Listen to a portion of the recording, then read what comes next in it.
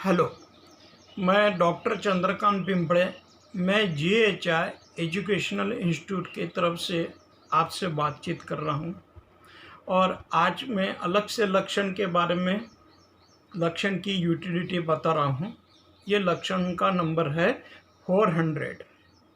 Sleepiness during the day, खास करके दिन में नींद आती है या बैठे बैठे नींद आती है, खाना खाने के बाद नींद आती है।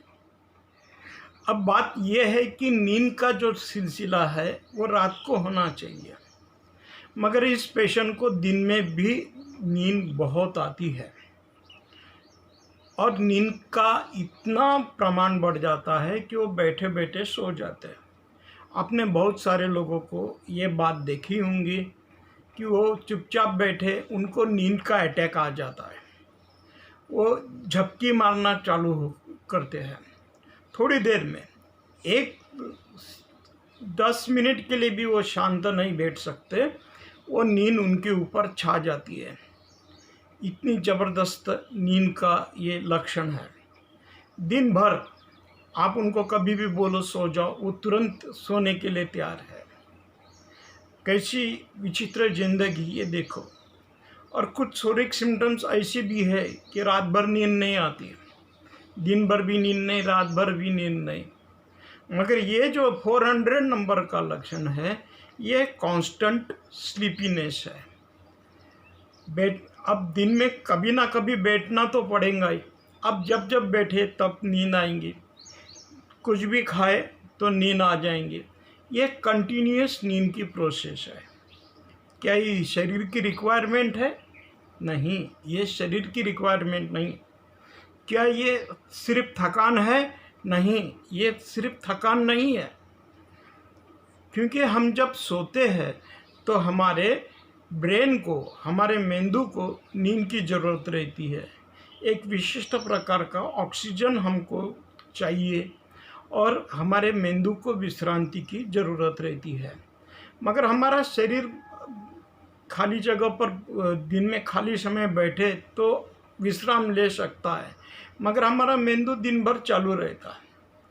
अब ये नींद की ज़रूरत ब्रेन के लिए रहती है, शरीर के लिए नहीं।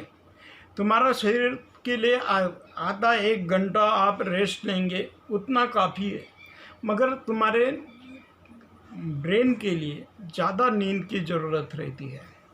अब जब ये नींद पूरी हो जाती है तो इंसान को फ्रेशनेस लगता है, डिलाइटफुल लगता है, आह्लाददायक लगता है। मगर इस पेशेंट की नींद ही पूरी नहीं होती, भरपूर नींद रहती है। इसका मतलब ये हो गया कि उस पेशेंट का जो ब्रेन रहता है, उसके नर्व्स को नींद की बहुत ज़रूरत है। नींद में हम विशिष्ट प्रकार की सांस लेते हैं, विशिष्ट प्रकार का हमारा रेस्पिरेशन होता है और हमारे दिमाग को वो ऑक्सीजन का सप्लाई होता है। तो इस पेशेंट को वो प्रॉब्लम रहता है, उसके दिमाग के अंदर उतना ऑक्सीजन का सप्लाई नहीं होता। बहुत गहरा ये सिम्टम्स है और ये बहुत गहरा सिम्टम्स होने के कारण ये बहुत इम्पोर्टेंट है। ये आपको अच्छी तरह से उसको नोट करना चाहिए।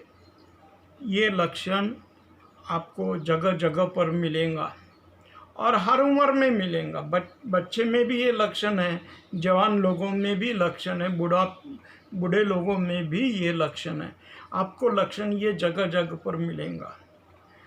मगर इसकी सही ढंग की एंटीसोरिक ट्रीटमेंट करने के बाद में नींद का संतुलन निर्माण होता है। हमारे नींद का संतुलन निर्माण होना जरूरी है। जैसे दिन और रात का संतुलन है, सूरज का और चांद का संतुलन है, तो हमारी प्रकृति में संतुलन पर हमारी प्रकृति आधारित है। तो हमारे अंदर भी संतुलन होना चाहिए। हमारे ब्रेन को भी सही ढंग का सर्कुलेशन होना चाहिए, सही ढंग का ऑक्सीजन मिलना चाहिए। हमारे अंदर दिन और रात में का डिस्ट्रीब्यूशन जो कुदरत ने किया वो बराबर होना चाहिए। तो इस प्रकार का ये बहुत महत्वपूर्ण लक्षण है और इसकी दर आप बहुत गहराई से इसका चिंतन करो। और ये लक्षण मुझे बहुत शॉर्ट फॉर्म में मैं इसके बारे में इंफॉर्मेशन दे रहा हूँ क्योंकि ये लक्षण बहुत बड़ा है, मगर इसकी यूटिलिटी बहुत इम्पॉर्टेंट है क्योंकि हम इस लक्षण के द्वारा पेशेंट के अंदर की बहुत बड़ी इकोनॉमी, बहुत बड़ी अर्थव्यवस्था को हम दुरुस्त कर सकते हैं, पेशेंट को हम बहुत बड़ी मदद कर सकते हैं। और एंटीसोरिक ट्रीटमेंट से, एलएम पोटेंसी से आपको ये मदद मिलेंगे और सिंबॉलिक मड रेमेडी का प्यूरा में से आपको सही दवाई चुनने में मदद मिलेंगे। Thank you please.